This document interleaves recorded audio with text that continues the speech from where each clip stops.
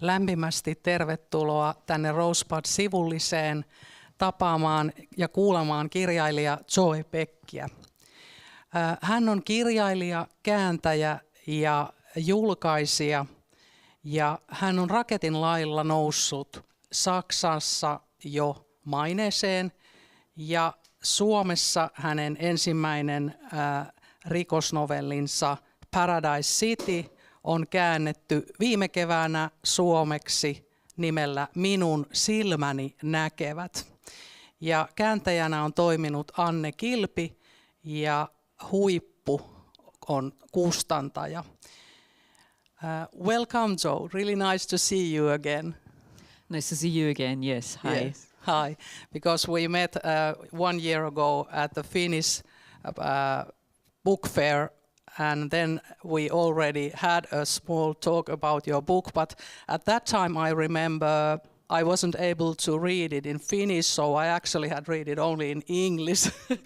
But now I have read the book, and I have to say that it's very well translated, and it was really nice to read it. Okay, Minun, silmäni, näkevät was a bestseller in Germany, and it has also been awarded with several crime literature prizes, for example, as the best criminal novel of the year 2020, as well as the best political crime novel.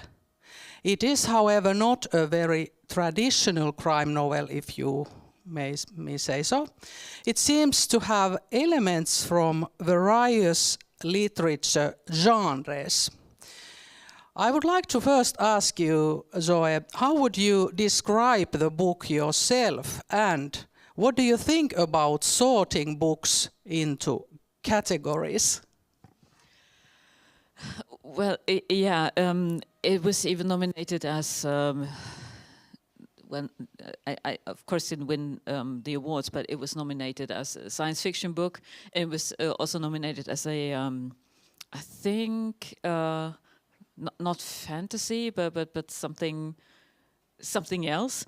And I thought it was so highly interesting that one book is nominated in 3 different genre categories, and this maybe says everything about my approach to genre literature. On the one hand, I totally understand why it's necessary, or why it can be very helpful to put a label on a book or on any product, so that people know what they can expect, and so that it helps them to find their way through everything that's on the shelves, and they know I want something that's very funny, I want something with lots of love, I want something that's more tragic, or I want to read something with crime. And of course it helps you. It helps you as a reader, as a buyer. So it's, on one hand, it's a very good thing, but if you write something that does not 100% fulfill these categories, then it gets a bit difficult. So with me, it's always, I write something and then there is a label put on it, and then I get all these reviews saying, oh, but this isn't a real thriller, I was expecting something else. And this, of course, can happen, and it happens to me, it happens all the time. And but what I think, what's nice is that people come to me and say, I don't usually read crime fiction, but in this case I liked it. And then I have the possibility to say, well, crime fiction is such a broad genre, and it's not just the detective or the inspector walking around trying to solve a mystery. And so I'm quite comfortable with this label of crime fiction, if you consider it as a really broad, open to other genres category. Yeah. Okay, Minun, silmäni, näkevät, as well as your previous novel, Die Lieferantin, are set in the future. How did I pronounce it? Very well. Okay. Why did you choose to write about future? it started with the Lieferantin, which is a person who delivers something, and in this case a woman. I needed some technology that does not or did not exist at the time. And so I thought, okay, maybe I have to go a bit further into the future so that I can establish this kind of technology. And then I thought, okay, it's going to be situated in Great Britain, and what could the future of Great Britain look like in a few years? And there was talk of a Brexit referendum, so I thought, okay, that's interesting. So what could Britain look like if there was an actual Brexit? I wrote it before the Brexit referendum, and and that was it was fun because it gave me so much freedom to just invent new buildings. And it was so much fun that for the next novel, for the current one, I decided to put it even further into the future so that I could invent a completely new structure for the country where it's situated, this time in mostly in Germany and partly in Finland. And I was thinking of a totally new infrastructure. I put up new buildings. I invented new city structures, and that's a lot of fun, just thinking up these things. So, and of course new technology, and yeah. Right, yeah. Okay, then a little bit about your book, Minun, silmäni, näkevät.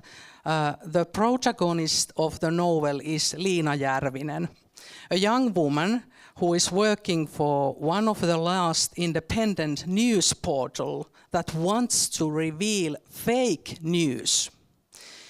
Her agency has to work underground because the state is controlling the news reporting. Even Liina's parents don't really know what she's doing. And suddenly there begins to happen strange accidents.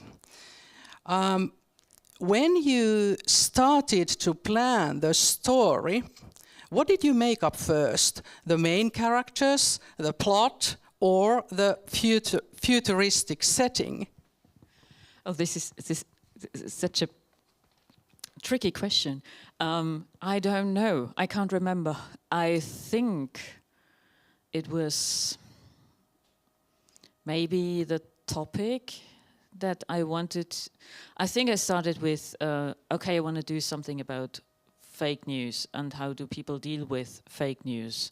And then I was developing this idea, thinking, well, writing about the current situation is probably too boring. It didn't interest me at all.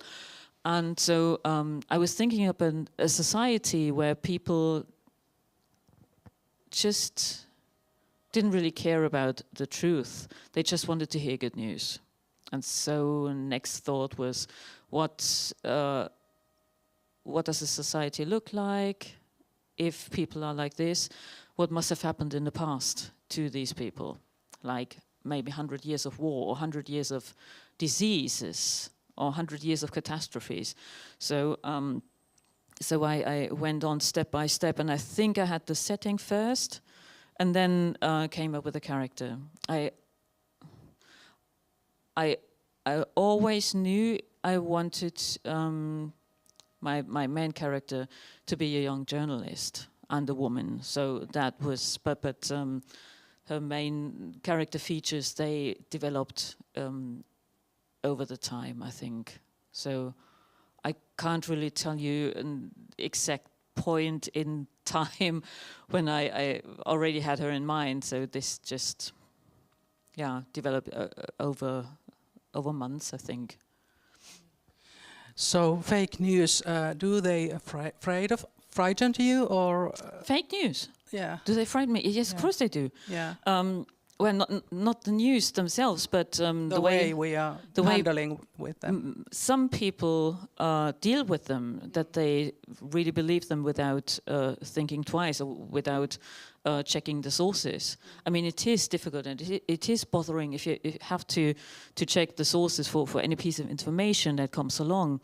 But it is necessary, and we have the resources for this. I mean, we have the internet, we can Google basically everything. We can ask other people that we trust, and here comes the next problem. What if we cannot really trust people we used to be friends with, and so on? Yeah.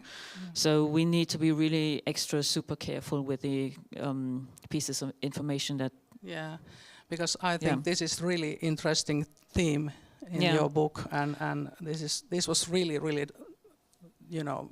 And I mean, for example, the war right now, and a very nice, dear colleague, an intelligent young man, he came to me and said, "Do you know this and that?" And it just said something really weird to me about the Ukraine. And I said, "Oh, I can't believe this. Could you show me where you got this from?" And so he showed me a video. Somebody had sent him a video, and I looked at the piece of media that he showed me, and I said, "No, I'm sorry, but this is old, because I know the anchorman of the news. He's in his 50s in this picture, in this film." Right. And nowadays he's in his 60s and already retired. He doesn't read the news any longer. So this is no current piece of news. So this information is very old and has nothing to do with the current situation. He just looked at me and said, "Okay, but maybe there is something, maybe there is some truth to it." So what can you do? I mean, you tell people that they are wrong and that they were wronged, and somebody told them a lie, and still they keep thinking, maybe there could be something to it. So it's really difficult to get into proper conversation. Right. Yeah. And that is what frightens me. Yeah, exactly. Okay. Many things in the world and in the society described in this novel have changed a lot from the current situation we are living in. The climate has changed, the population has fallen because of pandemics, and people live in megacities. I wrote it before COVID. I know, I remember. And the transportation systems are different from ours, and the healthcare system is very developed. According to the critics, which have been very positive, by the way, also the Finnish readers have found this vision of the future very realistic. You must have done a lot of research before writing, and this is something I would like you to tell a bit more about. Research is actually the fun part of writing a novel, because you don't have to do much writing. You just have to take notes. But I talked to several scientists. I asked them, what do you think the future might look like? And scientists really love to talk about the future. If you give them space to be... I mean, first, many of these people that I talked to, they were a bit cautious in the beginning, saying, I can't really look into the future. And say, yeah, but what if you... So it took some time to persuade them, to make them talk, but then they came up with some very interesting theories, and I just went along with them. I mean, some things, there are some future models that are very reliable. For example, what if the sea level rises 1 meter, 2 meters, or 3 meters, and there are even maps on the internet where you can look it up, and you can just choose how many meters do you want the sea level to rise, and then what does Europe look like, for example. And that was, I think I chose 2 meters for my book, which is already a lot, so that the North Sea already takes up a big part of Germany. So the coast is near Bremen, and if you live north of Bremen, then you get really wet feet. You actually can't live there anymore. And so I went along with all these models, future models that scientists had already thought of. And as I said, with some scientists, I had to make them dare look into the future, so that they could help me with some technological parts, for example, and that was really interesting. And building new cities or rebuilding cities, that was another fun part of writing this novel. I changed. I made Frankfurt am Main, the capital city, and not Berlin anymore. And so I had to rearrange Frankfurt and turn it into a city with at least 10 million inhabitants. Mega Frankfurt. Yes. And that was a lot of fun, because Frankfurt is the city. I was born near Frankfurt, and people from Frankfurt, they were always a bit, we wanted to become the capital of West Germany, but then Konrad Adenauer, he decided on Bonn, of all places, just a very small, compared to Frankfurt, a small provincial town. And then, of course, everyone in Frankfurt was like, oh, Bonn, we should have been the capital of West Germany. And so when I did my readings in Frankfurt, everybody was like, yes. Okay. All right. Let's talk a bit about the main character of the book, Liina Järvinen. As the name tells, she has Finnish roots, and some parts of the story are also set in Finland, Tampere. And Finland seems to be a bit different kind of society compared to the German society in your book. Why did you choose Finland as a milieu of your book, and what is Liina's personal relationship to Finland? Well, I think of course there are many things that are not so far from the German way of living, but when I first came here several years ago, I felt very relaxed. It was just a different pace, and people were different, talking in a different way. They weren't talking so much. I mean, I'm German, I talk a lot. Maybe that's... So it was... I just liked it a lot. I can't really put my finger on it, but I simply liked it. I liked the landscape. I like people here. And so this is basically what happens to my main character. She comes to Finland, or she returns to Finland at a point in her life where she needs peace and quiet, and where she needs to connect with her true inner self, and to root herself in a way. And it's not so... Life here in my novel is not so busy and catastrophe driven as it is in where Liina usually lives, in Frankfurt. And so when she comes here, she finds she has a much better time. Yes, I think you have found nicely this contrast.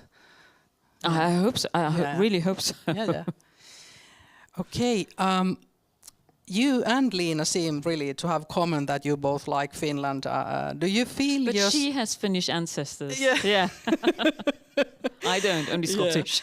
I know you most probably feel close to Liina, but do you in general relate to the characters of your books?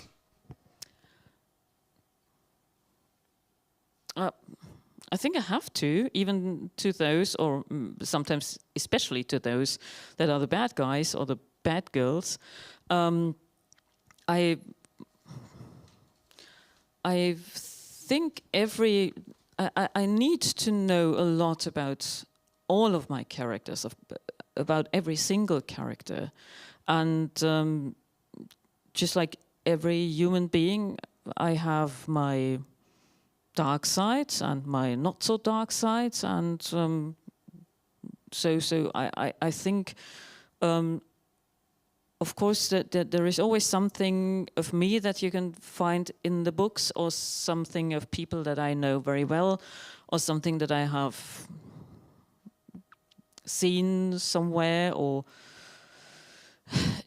but nothing is autobiographical or autofictional, of course, and so and none of the characters is someone I can't say, yes, this person, this is my fictional self. No, certainly not. But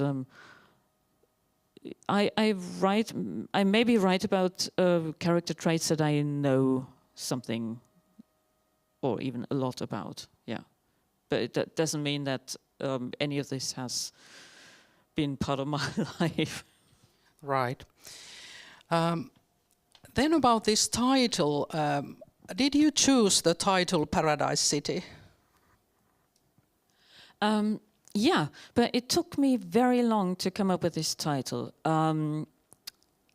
We had a working title first, and we as in the German publisher and I, and we always knew it was a working title, and it could never be the proper title. And so it really took me ages to come up with a title. And finally, my editor, he said, you know, some writers, they just go to their record collection and take a peek, and maybe then they find a song they can relate to. And I thought, okay, but that's a really bad idea. I thought, just no, boring. And then then I woke up the next morning. I thought, okay, Paradise City maybe, but that's cheesy.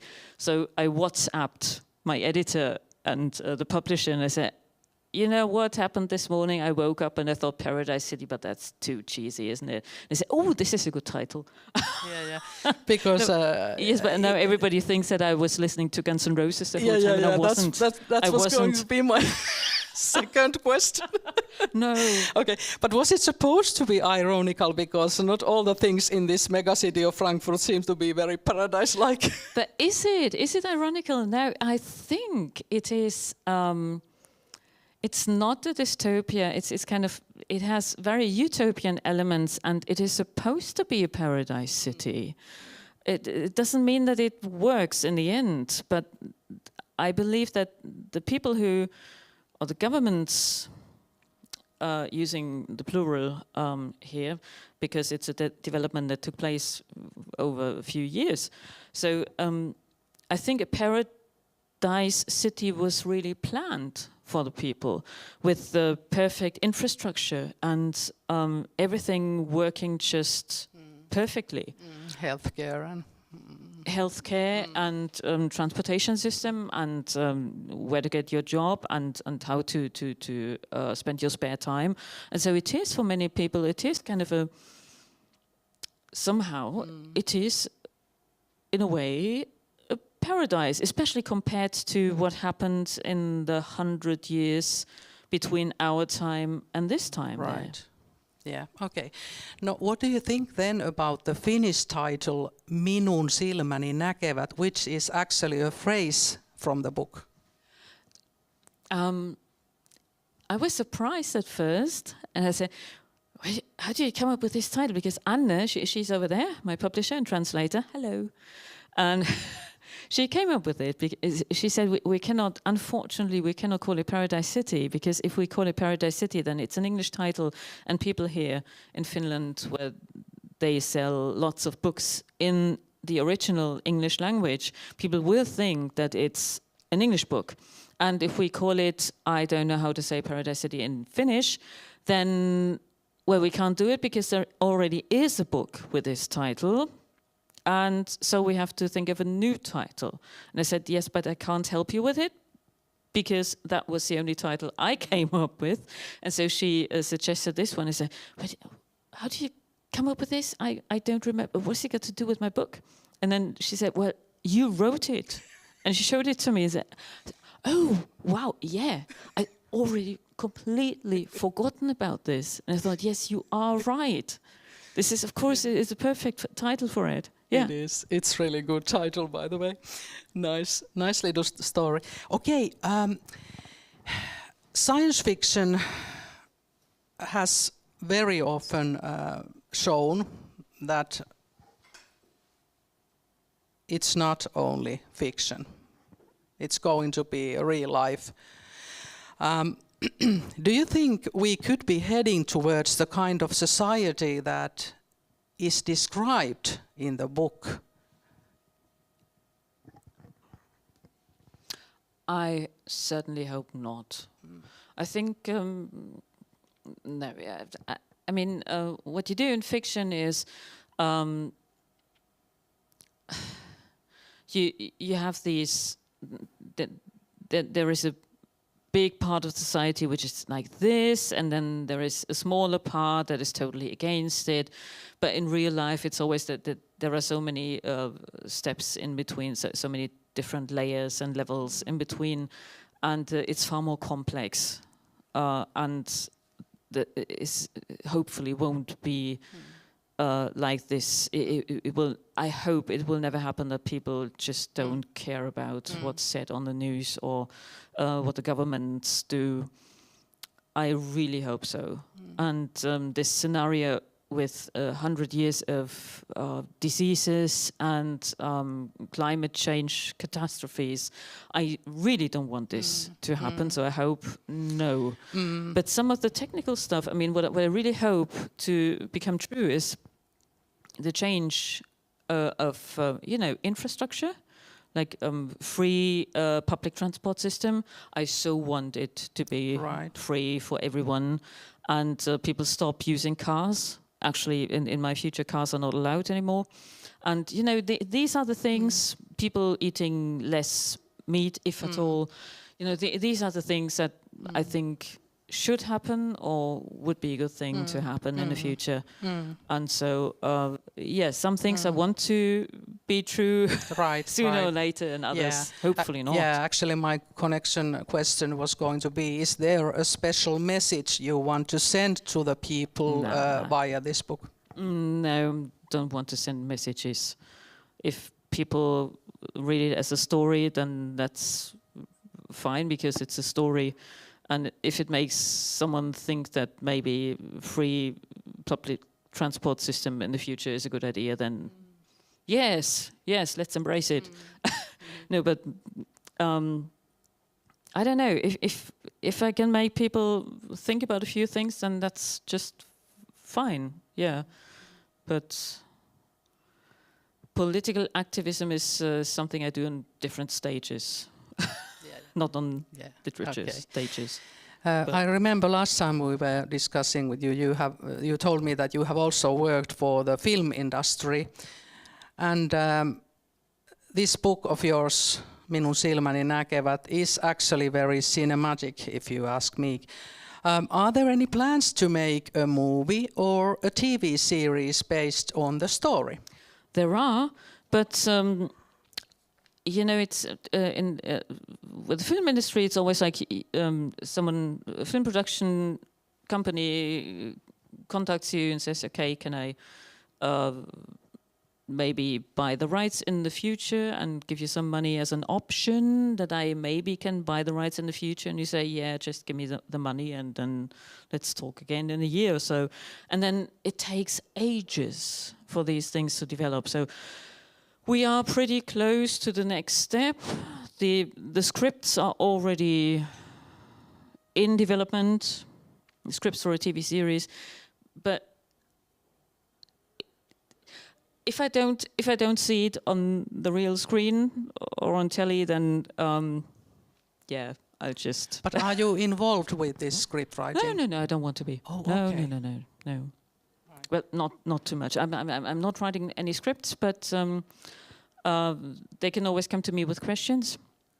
And when it comes to casting actors, then I want to be involved. Right. Yeah. Okay. But it's this is something that's really in the future. So I don't know. Anything can happen. I hope it will happen. But if not, then. Right. Okay. Now then, you are also a translator. How do these jobs complement each other? And can you say which one do you like more? Well, it very much depends. I like both. Otherwise, I wouldn't do both. Writing is really hard, and it makes you so post, and it makes you very vulnerable. You know, it's something that you came up with. It's your ideas and your writing, and so if people don't like it, then it hurts. Of course, it always hurts. And if you translate something and people don't like the story, then it's okay. But maybe they like the translation. If they don't like the translation, then you feel really bad because you think maybe I spoiled, maybe I ruined the whole book. So I feel very sorry for the original writer. But so it has, both jobs have their own sides, I think. I still like doing both. And translating helps a lot when it comes to practicing how to use language. Right. And you learn a lot about how other writers build new scenes and how they develop characters and how they write dialogue. So this it can be very helpful. Yeah, it can be a learning process as well. Yeah.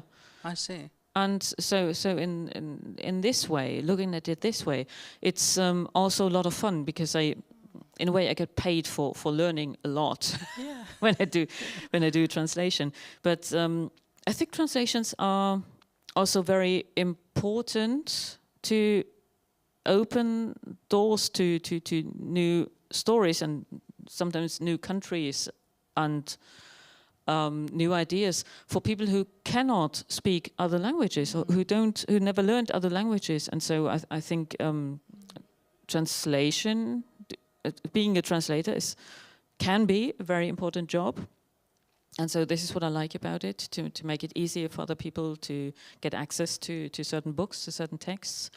And writing my own stuff, I like it. If I didn't like it, I wouldn't do it.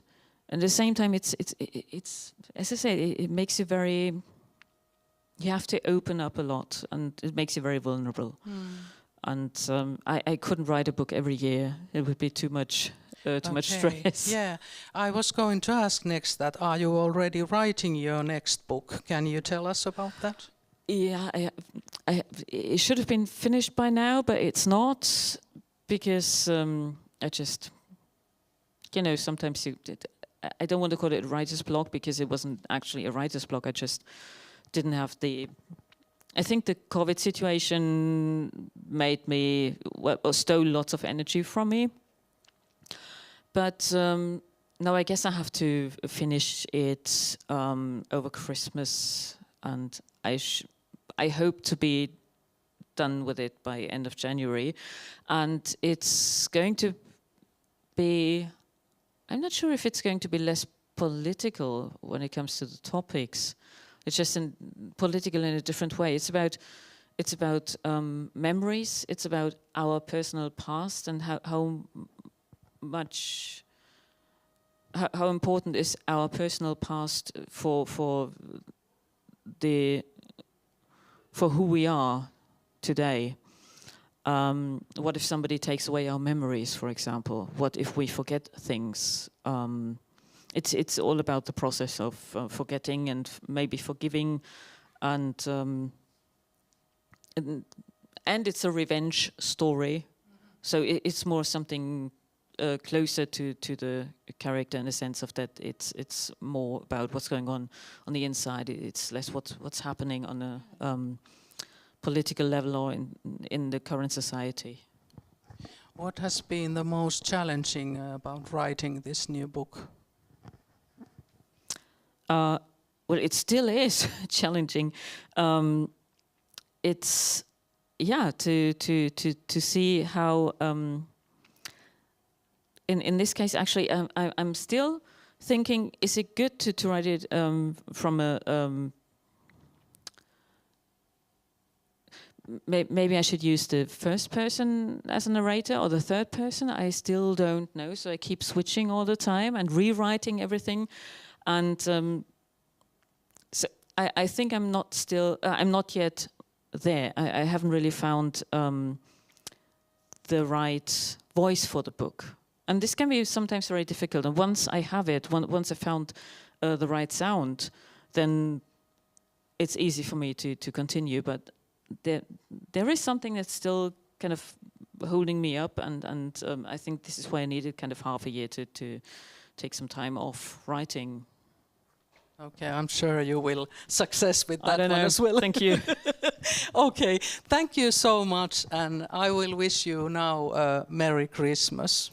Oh, thank you, and thank you for coming here and doing this for me. Thank you, and happy Merry Christmas, and maybe probably even, yes, I think I can say Happy New Year already. Yes, yeah, for sure you can. Yeah, okay. Okay, thank you, Zoe, and thank you for the audience as well. Thank you.